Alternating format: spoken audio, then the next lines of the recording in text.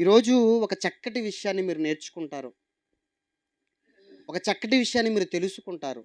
అది ఏంటి అనంటే, మనిషి జన్మ ఎందుకు అనే ఒక చక్కటి విషయాన్ని మనం ఈరోజు నేర్చుకుందాం. మనిషి జన్మ ఎందుకో మనుషులకు తెలీదండి. ఈ భూమి మీద ఎంతోమంది కోటానుకోట్ల మంది మనుషులు పుడుతున్నారు, చనిపోతున్నారు. ఒక రోజుకి 1,60,000 మంది మనుషులు పుడుతున్నారు. అలాగే ఒక రోజుకి 1,50,000 మంది చనిపోతున్నారు. ఇలా పుట్టుకొస్తున్న 1,60,000 మందికి తాము ఈ భూమి మీదకు ఎందుకొచ్చామో, తమ జన్మ ఎందుకు జరిగిందో, తాము ఎందుకు పుట్టారో వారికి తెలీదు దేవుని వాళ్ళారా. తెలీదండి. అందుకే ఈరోజు మనిషి జన్మ ఎందుకు, మన జన్మ ఎందుకో మనం ఖచ్చితంగా తెలుసుకోవాలి దేవుని వాళ్ళారా. తెలుసుకోవాలి. ఏవండి? మనిషి ప్రారంభానికి వెళ్ళిపోతే, మనిషితో పాటుగా ఈ భూమి మీద ఎన్నో జీవరాశులు బ్రతుకుతున్నాయి. ఈ ప్రకృతి పుట్టిన దగ్గర నుండి ఇప్పటి వరకు మనిషితో పాటుగా ఎన్నో జీవరాశులు ఈ భూమి మీద మనుగడ కలిగి ఉన్నాయి, బ్రతుకుతున్నాయి. కానీ ఏ జీవరాశికి లేని జ్ఞానాన్ని, ఏ జీవరాశికి లేని తెలివితేటలను, ఏ జీవరాశికి లేని మేధస్సును, ఏ జీవరాశికి లేని మాటను, భాషను కేవలం మనిషి మాత్రమే ఈ ప్రకృతిలో కలిగి ఉన్నాడు. కేవలం మనిషి మాత్రమే జ్ఞానవంతుడుగా కనిపిస్తున్నాడు. ఏవండి? ప్రారంభానికి వెళ్ళిపోతే, ప్రారంభం ఒక జంతువు ఎలాగైతే ఎక్కడికన్నా ప్రయాణమై వెళ్ళాలి అంటే కాలినడకనే వెళ్ళాలి కదా!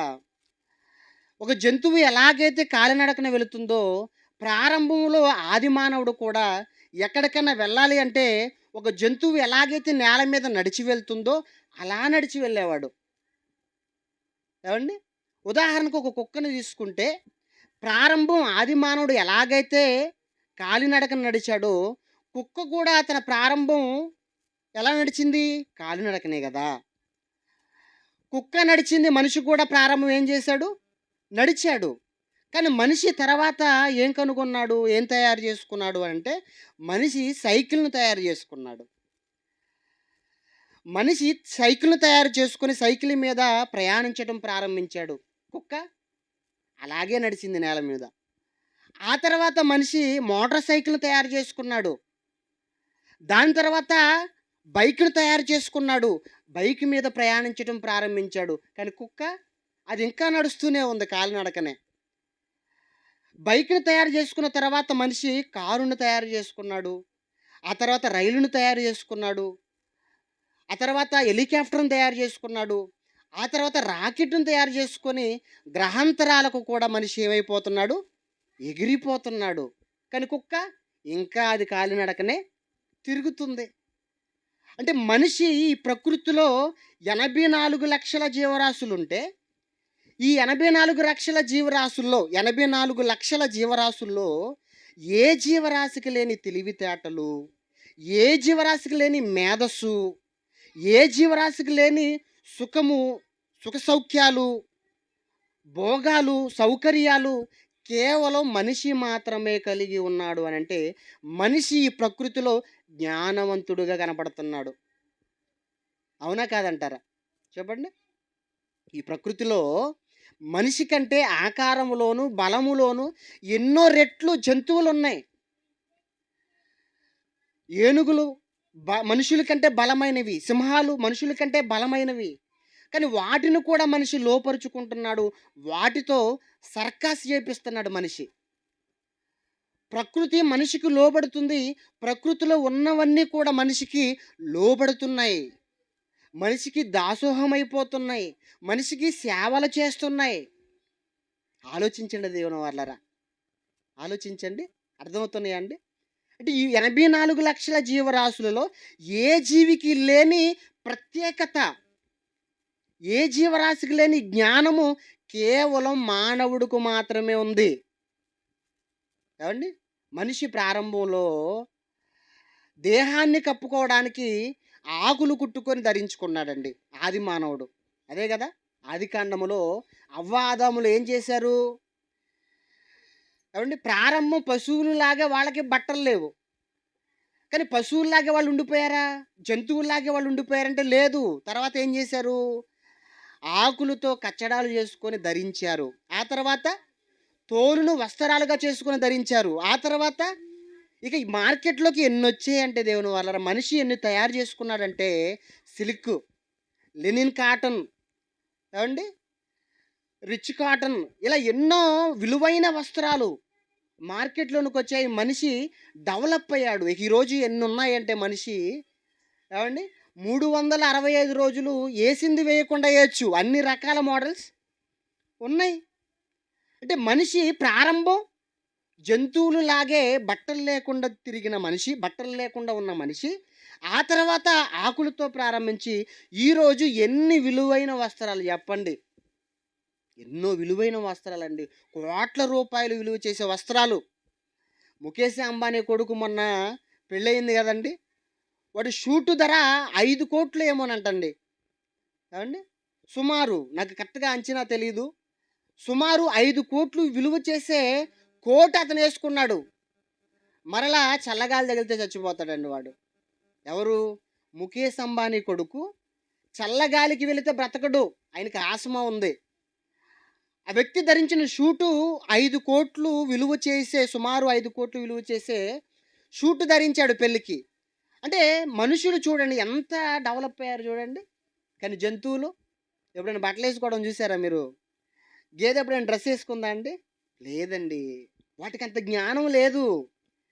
వాటికంత తెలివితేటలు లేవు. ఎందుకు మనిషికి అంత జ్ఞానము? ఎందుకు మనిషికి అంత తెలివితేటలు, మేధస్సు? ఈ ప్రకృతిలో మనిషి ఎన్ని విజయాలు సాధించాడు చెప్పండి?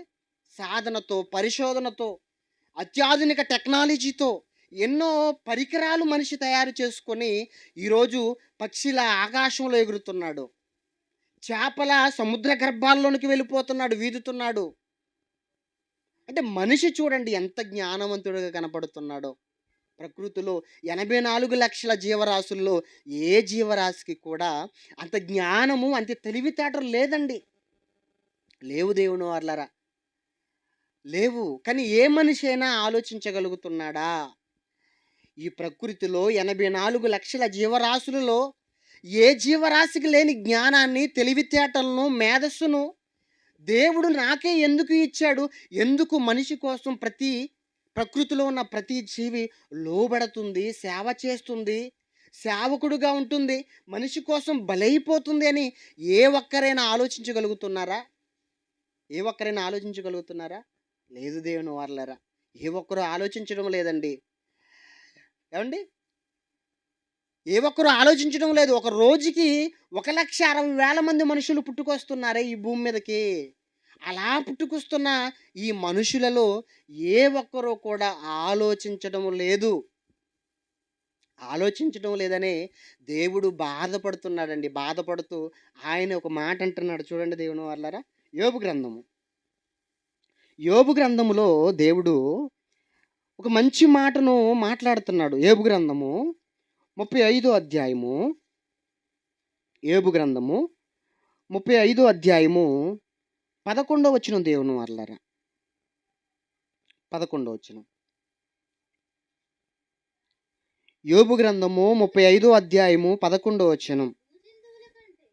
భూజంతువుల కంటే మనకు ఎక్కువ బుద్ధి నేర్పుచు, ఆకాశ పక్షుల కంటే మనకు ఎక్కువ జ్ఞానము కలుగజేయచు నన్ను సృజించిన దేవుడు ఎక్కడ ఉన్నాడని అనుకుని వారెవ్వరును లేరు. దేవుడే బాధతో మాట్లాడుతున్న మాట అండి. నిజంగా ప్రకృతిలో ఇంత జ్ఞానము కలిగిన ఈ మనిషి, జ్ఞానముతో ఎన్నో విజయాలు సాధించిన ఈ మనిషి ఏ ఒక్కడు కూడా ఏం ఆలోచించడం లేదట?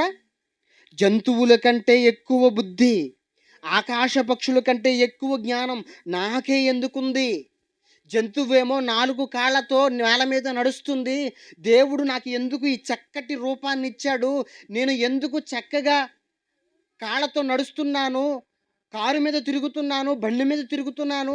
జంతువులు ఎందుకు అలా పుట్టించాడు? దేవుడు నాకే ఇంత జ్ఞానం ఎందుకు ఇచ్చాడు? దేవుడు నాకే ఇంత చక్కటి ఆకారం, చక్కటి నిర్మాణం ఎందుకు ఇచ్చాడు అని ఏ ఒక్కడు కూడా ఆలోచించడం లేదట. నన్ను ఎవరు పుట్టించారు? ఇంత జ్ఞానవంతుడుగా మనిషిని ఎవరు పుట్టించారు? ఎందుకు పుట్టించారు?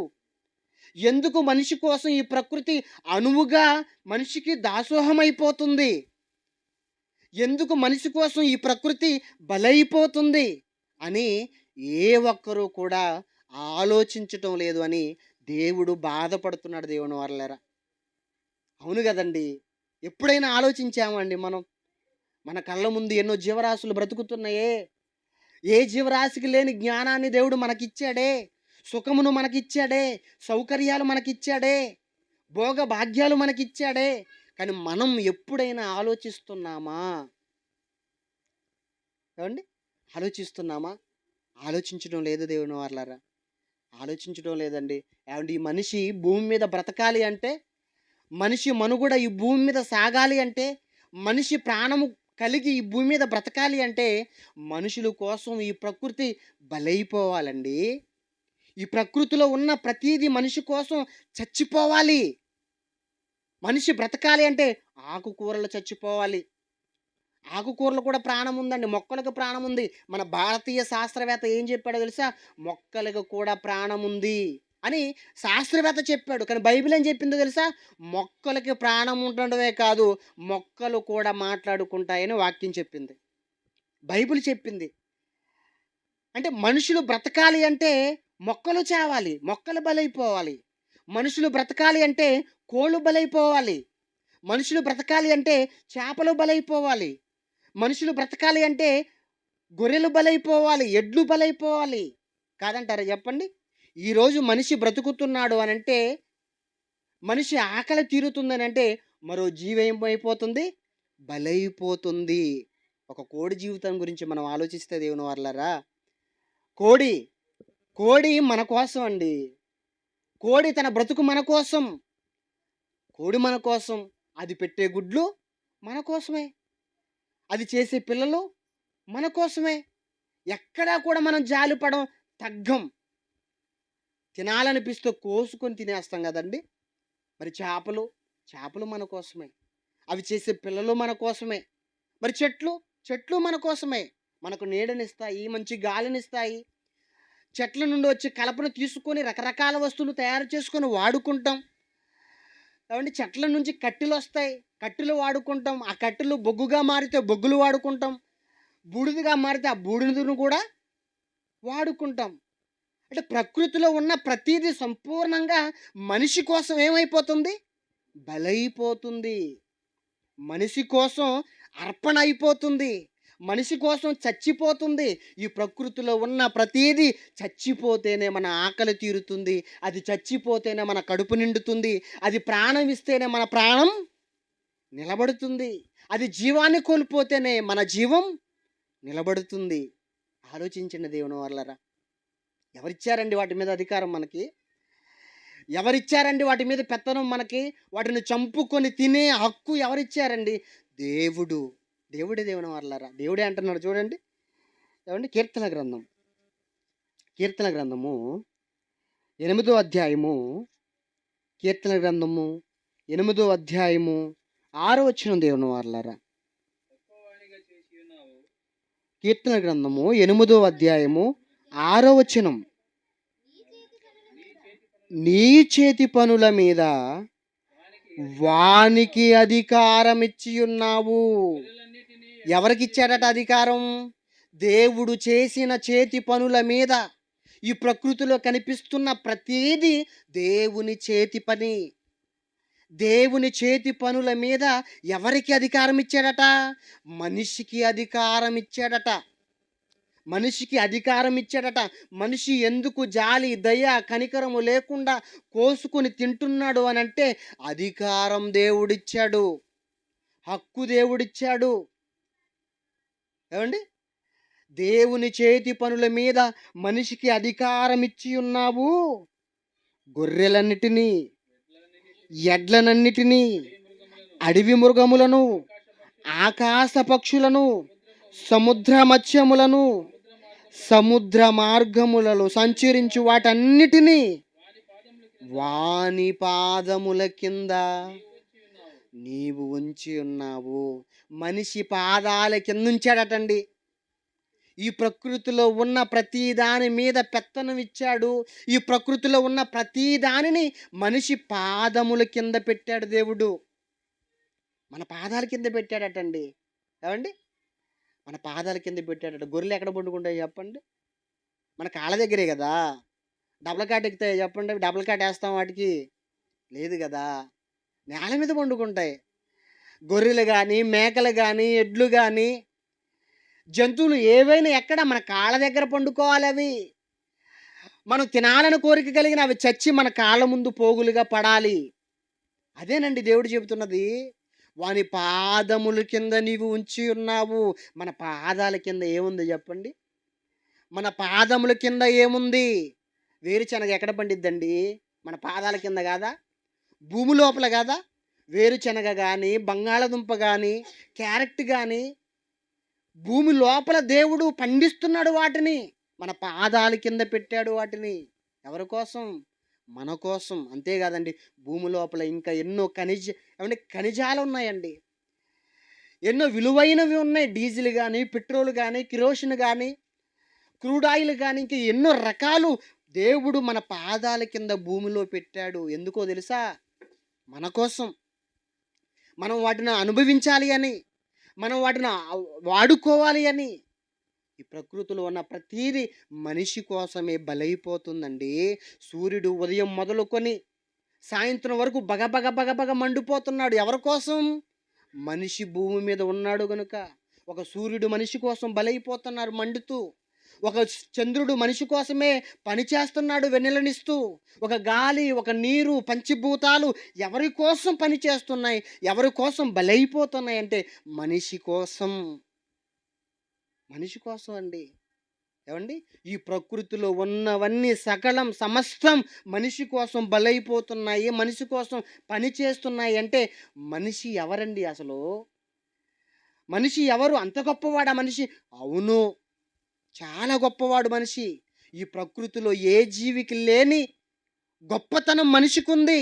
ఈ ప్రకృతికే దేవుడు మనిషిని రారాజుగా పెట్టాడు. అలాంటి మనిషి జన్మ ఎందుకు? అలాంటి మనిషి పుట్టుక ఎందుకండి? ఎవరికైనా తెలుసా అండి? ఎవరైనా ఆలోచిస్తున్నారా అండి? లేదు దేవుని వాళ్ళు ఎవ్వరూ ఆలోచించడం లేదండి. ఎవరు ఆలోచించడం లేదు. ఒక మనిషిని, ఒక చెట్టును చూపించి అయ్యా ఇది ఎవరి కోసం అంటే టక్కన చెప్పగలడు. ఏమని? నా కోసమే అని. ఒక కోడిని చూపించి ఇది ఎవరి కోసం అంటే టక్కన చెప్పగలడు. ఏమని? నా కోసమే అని. ఒక పువ్వును చూపించి ఇది ఎవరి కోసమని అంటే టక్కన చెప్పగలడు. మనిషి కోసమే అని. ఒక పండును చూపించి ఇది ఎవరి కోసమని అంటే టక్కన చెప్పగలడు. నా కోసమే అని. కానీ నువ్వు ఎవరి కోసం అని అడగండి మనిషిని, సమాధానం ఉండదండి. సమాధానం ఉండదు. ఈ ప్రకృతిలో ప్రతి దానిని చూపించి ఇవన్నీ ఎవరి కోసమయ్యా అని అడిగితే టక్కన సమాధానము చెప్పగలిగిన ఈ మనిషి నువ్వు ఎవరి కోసం, నీ జన్మ ఎందుకయ్యా అని అంటే మాత్రం మనిషి దగ్గర ఏం లేదు, సమాధానం లేదు. దేవుని వాళ్ళరా, ఒకవేళ సమాధానం చెప్పినా ఏమని సమాధానం చెబుతాడో తెలుసా? నేను నా తల్లిదండ్రుల కోసం అని ఒకడంటాడు. భర్త ఏమో నా భార్య కోసం అని అంటాడు. భార్య ఏమో భర్త కోసం అంటుంది. అలా రకరకాలుగా తమ జన్మను వక్రీకరించుకుంటున్నారు తప్ప వాస్తవానికి మన జన్మ అందుకు జరగలేదండి. మన జన్మ అందుకు జరగలేదు. ఎందుకోసం జరిగింది? కారణం ఉంది మన జన్మకు. ఈ భూమి మీద పుడుతున్న ప్రతి మనిషి పుట్టుకకు, ప్రతి మనిషి జన్మకు కారణం ఉంది. కారణం లేకుండా దేవుడు ఈ ప్రకృతిలో దేనిని చేయలేదండి. ఈ ప్రకృతిలో ఉన్న ప్రతి అణువును కూడా దేవుడు ఏ కారణం లేకుండా చేయలేదు. ప్రతి దానికి పని ఉంది అంటున్నాడు. చూడండి, పని ఉందటండి. సామెతల గ్రంథములో ఒక అద్భుతమైన మాటను దేవుడు చెబుతున్నాడు. చూడండి, సామెతల గ్రంథము 16వ అధ్యాయము 4వ వచనం. దేవుని వారలారా, సామెతల గ్రంథము 16వ అధ్యాయము 4వ వచనం. యెహోవా ప్రతి వస్తువుని దాని దాని పని నిమిత్తము కలుగజేసెను. యెహోవా ప్రతి వస్తువుని దాని దాని పని నిమిత్తము కలుగజేసెను. ఈ ప్రకృతిలో ఉన్న ప్రతి వస్తువుకి పని ఉంది. పని లేకుండా, కారణము లేకుండా దేవుడు ఈ ప్రకృతిలో దేనిని చేయలేదండి. ఒక కోడిని చేశాడు అంటే దానికి పనుంది. ఒక మేకను చేశాడంటే దేవుడు దానికి పని పెట్టాడు.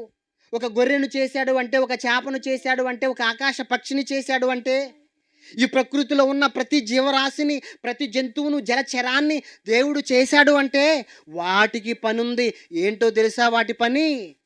నీ కోసం బలైపోవాలి, నీ కోసం చచ్చిపోవాలి, నీ కోసం అర్పణైపోవాలి, నీ కోసం రక్తం కార్చాలి, నీ కోసం ప్రాణం పెట్టాలి.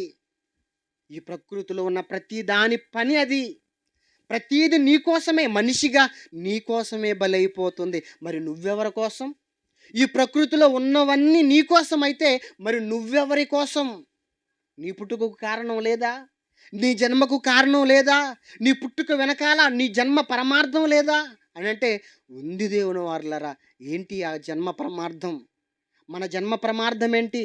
ఈ ప్రకృతిలో దేవుడు దేనిని కూడా పని లేకుండా చేయలేదు. ప్రతిదానికి పనుంది. ప్రతిదానికి పని ఉంది. పని నిమిత్తమే దేవుడు ప్రతి దానిని కలుగజేశాడు. మరి మనిషికి పని లేదా చెప్పండి? మనిషి గాలికి పుట్టి గాలికి తిరగడానికి పుట్టాడా చెప్పండి? కాదు కదా! ఏవండి? మనం మనుషులుగా మనము ఏదైనా ఒక పని చేసామనుకోండి, కారణం ఉండదా? కారణం ఉంటుంది కదా! ఒక టేబుల్ కొన్నామంటే కారణం ఉంటుంది. ఒక టీవీ కొన్నామంటే కారణం ఉంటుంది. ఒక ఫ్యాన్ కొన్నామంటే కారణం ఉంటుంది. ఒక లైట్ కొన్నామంటే కారణం ఉంటుంది.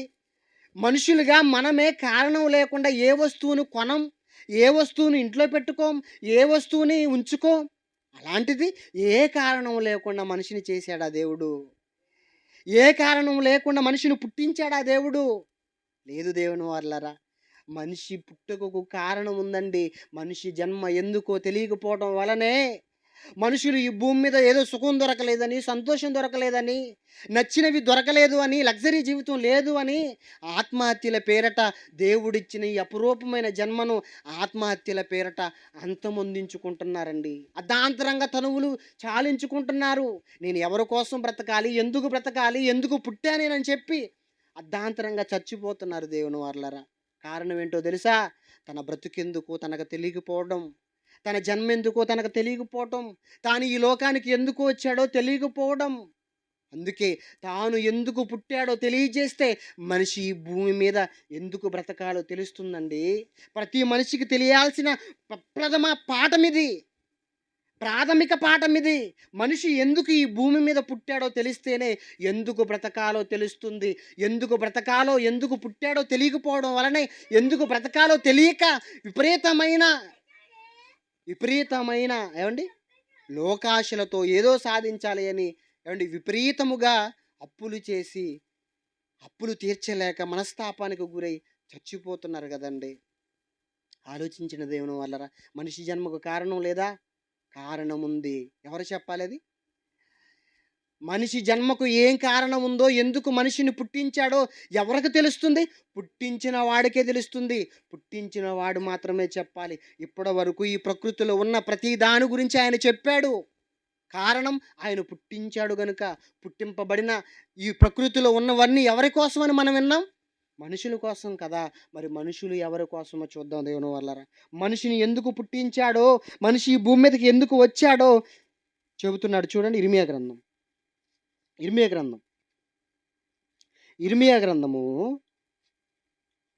ఇర్మియా గ్రంథము మొదటి అధ్యాయము 4వ వచనం దేవుని వారలారా. యెహోవా వాక్కు నాకు ప్రత్యక్షమై ఇలాగు సెలవిచ్చెను, గర్భములో నేను నిన్ను రూపింపక మునిపే నిన్ను ఎరిగి తిని, నీవు గర్భము నుండి బయలుపడక మునిపే నేను నిన్ను ప్రతిష్ఠించి తిని, జనములకు ప్రవక్తగా నిన్ను నియమించాను అంటున్నాడండి. ఏమండి? గర్భములో మనం రూపింపబడక మునుపే, గర్భములో నుండి మనం బయలుపడక మునుపే మనల్ని దేవుడు ఏం చేశాడట? ప్రతిష్ఠించాడట, ప్రతిష్ఠించుకున్నాడట. గర్భములో పడక ముందే మనం తెలుసా దేవుని కంటే? తెలుసండి. మన దేవుని పర్యవేక్షణ, దేవుని కనుచూపు మన మీద ఉంది. కారణం, మనకు, మన జన్మకు ఒక పరమార్థం ఉంది. పుట్టుకొస్తున్న ప్రతి మనిషిని తన పని కోసమే దేవుడు పుట్టిస్తున్నాడు.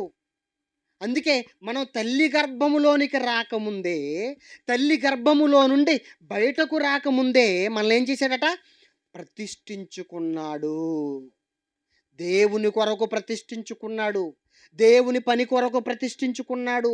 దేవుని కొరకు మాత్రమే ఈ జన్మ మనకు జరిగిందండి. జన్మ మనకు జరిగింది. ఈ భూమి మీద పుట్టుకొస్తున్న కోటాను కోట్ల మంది మనుషుల జన్మ ఎందుకు జరిగిందో తెలుసా అండి? దేవుడు చెబుతున్నాడు. చూడండి ఏం చెబుతున్నాడు. యెషయా గ్రంథం, యెషయా గ్రంథము 43వ అధ్యాయము, యెషయా గ్రంథము 43వ అధ్యాయము 7వ వచనం. దేవుని వాళ్ళారా, నా మహిమ నిమిత్తము నేను సృజించిన వారిని, నా నామము పెట్టబడిన వారందరినీ తెప్పించుము. నేనే వారిని కలుగజేసితిని, వారిని పుట్టించిన వాడను. ఏమండి? నేనే వారిని కలుగజేసితిని, వారిని పుట్టించిన వాడను నేనే అంటున్నాడు. అంటే ఈ భూమి మీద పుట్టుకొచ్చిన మనుషులందరినీ ఎవరు కలుగజేశారట? దేవుడే పుట్టించాడు. ప్రతి మనిషికి జన్మను దేవుడే ఇచ్చాడు. ఎందుకయ్యా మనిషిని ఈ భూమి మీద పుట్టించావు? ఎందుకయ్యా మనిషికి ఈ పుట్టుక జరిగిందంటే దేవుడు ఒక అద్భుతమైన మాటని అంటున్నాడండి. నా మహిమ నిమిత్తం నేను పుట్టించాను. నా మహిమ నిమిత్తం నేను మీకు జన్మనిచ్చాను.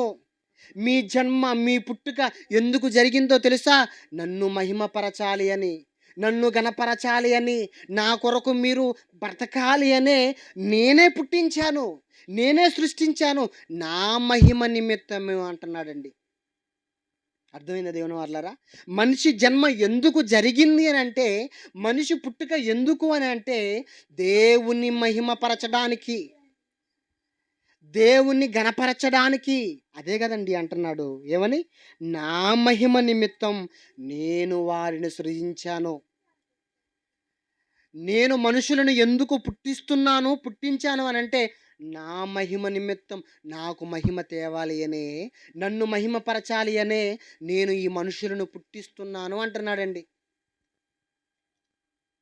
అందుకే పుట్టిస్తున్నాడు మనుషులను. కానీ మనుషులకు తెలుసా అండి ఈ సత్యం? మనిషి అనుకుంటున్నాడు ఈ భూమి మీద పుట్టిన తర్వాత నానా విధములైన తంత్రములు కల్పించుకొని మనిషి ఏమనుకుంటున్నాడో తెలుసా అండి? నేను బాగా చదివి ఐఏఎస్ అయిపోవాలి, నేను బాగా చదివి కలెక్టర్ అయిపోవాలి, నేను బాగా చదివి యాక్టర్ అయిపోవాలి, నేను బాగా చదివి డాక్టర్ అయిపోవాలి. ఇలా మనిషి నానా విధాలుగా నానా విధములైన తంత్రములు కల్పించుకుంటున్నాడు. కానీ దేవుడు ఏమంటున్నాడు? నువ్వు డాక్టర్ అవ్వడానికో, యాక్టర్ అవ్వడానికో, కలెక్టర్ అవ్వడానికో, ఐఏఎస్ అవ్వడానికో, ఐపీఎస్ అవ్వడానికో కాదు నాయన నీకు ఈ జన్మనిచ్చింది. నిన్ను ఎందుకు పుట్టించానో తెలుసా? నీకు ఎందుకు ఈ బ్రతుకునిచ్చానో తెలుసా? నీ కోసం ఈ ప్రకృతిలో ఉన్న జీవరాశిని ఎందుకు బలి చేస్తున్నానో తెలుసా? ఎందుకు నీ కోసం ఈ ప్రకృతిలో ఉన్న 84 లక్షల జీవరాశులు చచ్చి నిన్ను బ్రతికిస్తున్నాయో తెలుసా? నువ్వు నాకు మహిమ తెచ్చే విధంగా బ్రతకాలి అని, నన్ను గణపరిచే విధంగా బ్రతకాలి అని. ఈనాటిది తెలుసండి దేవుని సంకల్పం. ఈనాటిది కాదండి, అనాది సంకల్పం అండి. మనం ఈ భూమి మీదకు ఈ తరములో ఆడవారి కాలేదు, మగవారికి ఈ భూమి మీద పుట్టాము అంటే అది దేవుని సంకల్పం అండి. ఏనాటి సంకల్పమో తెలుసా? ఎఫెసీయులకు రాసిన పత్రికలో చెబుతున్నాడు చూడండి. ఎఫెసీయులకు రాసిన పత్రిక, ఎఫెసీయులకు రాసిన పత్రిక, ఎఫెసీయులకు రాసిన పత్రిక 1వ అధ్యాయము 4వ వచనం. దేవుని వర్లారా, ఎట్లనగా తన ప్రియుని యందు తాను ఉచితముగా మనకు అనుగ్రహించిన తన కృపామహిమకు కీర్తి కలుగునట్లు తన చిత్త ప్రకారమైన దయా సంకల్పము చొప్పున యేసుక్రీస్తు ద్వారా తనకు కుమారులుగా స్వీకరించుటకై మనలను ముందుగా తన కోసము నిర్ణయించుకొని మనము దేవుని ఎదుట పరిశుద్ధులమును నిర్దోషులమునై ఉండవలెనని జగత్తు పునాది వేయబడక మునుపే ప్రేమ చేత ఆయన క్రీస్తులో మనలను ఏర్పరుచుకున్నాడు. అర్థమైందండి ఈ మాట? మన పుట్టుక ఎందుకు జరిగింది, మనం పుట్టాలనేది దేవుని సంకల్పం ఏనాటిది అనంటే చెబుతున్నాడండి. అద్భుతమైన మాట చెబుతున్నాడు. మీకు ఎంతవరకు అర్థమైందో తెలియదు కానీ అద్భుతమైన మాట చెబుతున్నాడటండి దేవుడు. అద్భుతమైన మాట ఏమంటున్నాడు? తన చిత్త ప్రకారమైన దయా సంకల్పం. దేవుని దయా సంకల్పం. నువ్వు ఆడదానిగా మగవాడిగా ఈ భూమి మీదకు వచ్చావు అని అంటే కారణం ఎవరో తెలుసా? దేవుని దయా సంకల్పం, దేవుని చిత్తం. అదే అంటున్నాడు, తన చిత్త ప్రకారమైన దయా సంకల్పం. మన చేతిలో ఏం లేదండి, మన ఇష్టం ఏం లేదండి. మన ఇష్టమైన ఏమైనా ఉందా చెప్పండి? పోనీ మన తల్లిదండ్రుల ఇష్టమైన ఏమైనా ఉందా? నాకు మగపిల్లాడే కావాలనుకొని మనం ఏమైనా కంటామా చెప్పండి? లేదు కదా. పుట్టేంతవరకు మనకు తెలియదు ఆడ మగో, పుట్టేంతవరకు తెలియదు నలుపో తెలుపో, పుట్టేంతవరకు తెలియదు ఎవరో. మన చేతిలో ఏమి లేదు, మన ఛాయిస్ ఏమి లేదు. నల్లగా పుట్టాలని మనం పుట్టలేదు, తెల్లగా పుట్టాలని మనం పుట్టలేదు, పురుషుడిగా మనం పుట్టాలని పుట్టలేదు, స్త్రీగా పుట్టాలని మనం పుట్టలేదు. మన జన్మ విషయంలో మన ప్రమేయం లేదు. మనం పుట్టాము అంటే దేవుని దయా సంకల్పం, దేవుని చిత్తం, దేవుని ఇష్టం. అదే అంటున్నాడు, తన చిత్త ప్రకారమైన దయా సంకల్పము చొప్పున యేసుక్రీస్తు ద్వారా తనకు కుమారులుగా స్వీకరించుటకై మనలను ముందుగా తన కోసము నిర్ణయించుకొని ఎవరి కోసం నిర్ణయించుకున్నాడట? దేవుడు మనలను ఎవరి కోసం నిర్ణయించుకున్నాడట? తన కోసం నిర్ణయించుకున్నాడటండి. ఈ ప్రకృతిలో ఉన్నవన్నీ ఎవరి కోసం నిర్ణయించాడు? మన కోసం నిర్ణయించాడు. ఈ ప్రకృతిలో ఉన్నవన్నీ మనిషి కోసం నిర్ణయించాడు. మనిషిని మాత్రం దేవుని కోసం నిర్ణయించుకున్నాడు. ఎందుకు? దేవుని ఎదుట పరిశుద్ధులుగా బ్రతకాలి అని, దేవుని ఎదుట నీతిమంతులుగా బ్రతకాలి అని, దేవునికి మహిమ తేవాలి అని. ఎవరికైనా అర్థమైందండి మనిషి జన్మ పరమార్థం? అర్థం కాలేదు దేవుని వల్లరా, అర్థం కాలేదు. అందుకే అంటున్నాడు, తన కోసము నిర్ణయించుకొని తన ఎదుట పరిశుద్ధులమును నిర్దోషములుగా ఉండవలనని జగత్తు పునాది వెయ్యబడక మునుపే. ఎప్పుడు మనల్ని ఏర్పరచుకున్నాడట? ఈ జగత్తు పునాది వేయబడక మునుపే మనలను ఏర్పరచుకున్నాను అంటున్నాడు. జగత్ అంటే ఏంటి? ఈ భూమి, ఆకాశం, సూర్యుడు, చంద్రుడు, పంచభూతాలు, గ్యాలక్సీలు, ఈ ప్రకృతిలో ఉన్న ప్రతి దానిని మొత్తం టోటల్గా యూనివర్సల్, ఈ యూనివర్సల్ని జగత్తు అంటారు. అంటే ఈ జగత్తు పుట్టక ముందే మనం కావాలని, మనం రావాలని కన్న తండ్రి కోరుకున్నాడట. ఎప్పుడు? ఈ భూమి పుట్టక ముందు. ఈ భూమి పుట్టి ఎంతకాలం అయింది? శాస్త్రవేత్తలు చెబుతున్నారు ఏమనంటే, వాళ్ళు అంచనా వేసి చెబుతున్నారు, భూమి పుట్టి 1500 కోట్ల సంవత్సరాలు అయ్యింది అని శాస్త్రం చెబుతుంది. ఒకవేళ వారు చెప్పినట్టు 1500 కోట్ల సంవత్సరాలు అయితే ఈ భూమి పుట్టి, ఈ భూమి పుట్టక ముందే మనం కావాలని కోరుకున్నాడట. అంటే 1500 కోట్ల సంవత్సరాల క్రితమే మనము కావాలని, మనం ఈ తరంలో రావాలని దేవుడు 1000 కళ్ళతో మన కోసం ఎదురు చూశాడు. దేనికి? ఈ జన్మ కోసం. దేనికి? ఈ పుట్టుక కోసం. ఎంతకాలం? 1500 కోట్ల సంవత్సరాలండి. ఏమండి? 1500 కోట్ల సంవత్సరాలు క్రితమే దేవుడు మనల్ని కావాలని, ఈ జగత్తు పుట్టక ముందే దేవుడు మనం కావాలని, మనం రావాలని, తన కోసం బ్రతకాలని ఆయన ఎదురు చూశాడు అని అంటే, దేవుని ఎదురు చూపు ఎంతకాలం చెప్పండి? ఎంతకాలం అండి? 1500 కోట్ల సంవత్సరాల క్రితం. 1500 కోట్ల సంవత్సరాల క్రితము నుండే దేవుడు మనం రావాలి అని, మనం కావాలి అని, ఈ భూమి మీద పుట్టాలి అని, తన కోసం బ్రతకాలి అని దేవుడు ఎదురు చూశాడండి. మనం కావాలని మన తల్లిదండ్రులు ఎంతకాలం ఎదురు చూస్తారు? మనము కావాలని మన తల్లిదండ్రులు ఎంతకాలం ఎదురు చూస్తారు? ఏవండీ ఏ దంపతులైనా పిల్లలు కావాలని పెళ్లి చేసుకుంటారా? లేదండి. వయసొచ్చింది గనుక తల్లిదండ్రులు పెళ్లి చేస్తారు. పెళ్లి చేసుకున్న తర్వాత 2 సంవత్సరాలకో, 3 సంవత్సరాలకో, 5 సంవత్సరాలకో, 10 సంవత్సరాలకో పిల్లలు కలుగకపోతే నాకు పిల్లలు లేరు అని పిల్లల కోసం ఎదురు చూస్తారు. తల్లిదండ్రులు పిల్లల కోసం ఎదురు చూసే ఎదురు చూపులు ఎంతకాలం అనంటే 5 సంవత్సరాలు, 10 సంవత్సరాలే. కానీ మన పరలోకములో ఉన్న కన్నతండ్రి మన కోసం ఎంతకాలం ఎదురు చూశాడో తెలుసా అండి? 1500,00,00,000 సంవత్సరాల క్రితమే మనం కావాలని, మనం రావాలి అని దేవుడు ఎదురు చూశాడు అంటే దేవునికి ఎంత ప్రేమండి అసలు మనం అంటే. ఎంత కాలం ఎదురు చూపులనంటే 1500,00,00,000 సంవత్సరాలు. ఏ తల్లిదండ్రులు ఎదురు చూశారు చెప్పండి? ఏ తల్లి ఎదురు చూసింది? ఏ తండ్రి ఎదురు చూశాడండి? అంతకాలం దేవుడు మన కోసం ఎదురు చూశాడు. మన మీద ఎన్నో ఆశలు పెట్టుకున్నాడు. ఇదిగో పలానా తరంలో నా కుమార్తె పుడితే, పలానా తరంలో నా కొడుకు పుడితే, నా కోసం బ్రతుకుతాడు, నా పని చేస్తాడు, నా కోసం ఈ సమాజానికి చెబుతాడు, నా ఎదుట పరిశుద్ధుడిగా, నీతిమంతుడిగా బ్రతుకుతాడు అని దేవుడు ఎన్నో ఆశలు, ఎన్నో కలలు కన్నాడండి మనుషుల మీద. ఎన్నో కలలు కన్నాడు.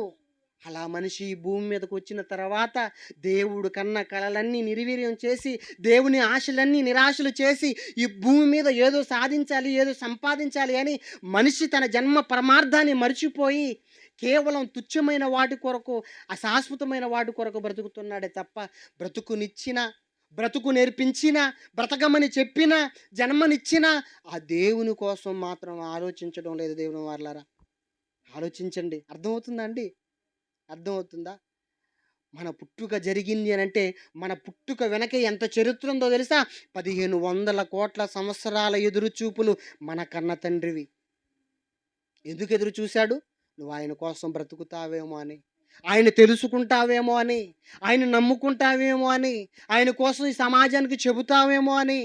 కానీ అలా పుట్టుకొస్తున్న మనుషులందరూ వివిధ తంత్రాలు కల్పించుకొని, మాయలు నేర్చుకొని, బ్రతుకు తెరువు నేర్చుకొని ఈ భూమి మీద బ్రతకడం కోసమే ప్రయాసపడుతున్నాడే తప్ప బ్రతుకునిచ్చిన దేవుని కోసం ఏ ఒక్కడు ఆలోచించడం లేదండి. ఆలోచించడం లేదు దేవుని వారలారా. ఎందుకు నిర్ణయించుకున్నాడు? ఎప్పుడు ఏర్పాటు జరిగింది? ఎందుకు మనం పుట్టాము అని అంటే దేవునికి మహిమ తేవాలి అని, దేవుని కోసం ఆలోచించాలి అని, దేవుని కోసం బ్రతకాలి అని, ఆయన కన్న కలలన్నీ మనం నెరవేర్చాలి అని, అవి నెరవేర్చడానికే మనం ఈ భూమి మీదకి వచ్చాము. అవి నెరవేర్చాలనే దేవుడు మన కోసం మన మీద ఎంతో నమ్మకం పెట్టుకొని ఇచ్చాడండి ఈ జన్మ. మన మీద ఎన్నో ఆశలు పెట్టుకొని ఇచ్చాడండి ఈ జన్మ. మన మీద ఎన్నో కోరికలు పెట్టుకొని ఇచ్చాడండి ఈ పుట్టుక. కానీ ఏ ఒక్కరు ఆలోచించడం లేదు. తిన్నామా, పడుకున్నామా, తెల్లారిందా అనుకుంటున్నారే తప్ప ఎందుకు ఈ బ్రతుకు, ఎందుకు ఈ ప్రకృతిలో ఉన్న ప్రతీది నా కోసం బలైపోతుంది, ఎందుకు నాకు ఇంత అపురూపమైన జ్ఞానవంతమైన ఈ శరీరాన్ని దేవుడు నాకు ఇచ్చాడు, అసలు ఎవరు నన్ను కలిగించారు, నా నుండి దేవుడు ఏం కోరుకుంటున్నాడు అని ఏ ఒక్కరు ఆలోచించడం లేదు దేవుని వారలారా. సత్యాన్ని తెలుసుకున్న వారముగా, మన జన్మ ఎందుకో తెలుసుకున్న వారముగా, మన పుట్టుక ఎందుకో తెలుసుకున్న వారముగా ఈ రాత్రి మనమైనా ఆలోచించాలి. మన పుట్టుక ఎందుకు జరిగిందట అండి? మన పుట్టుక వెనక దేవుడు ఎంతకాలం ఎదురు చూశాడట? 1500,00,00,000 సంవత్సరాలు ఒక మహాశక్తి ఎదురు చూసింది మన కోసం.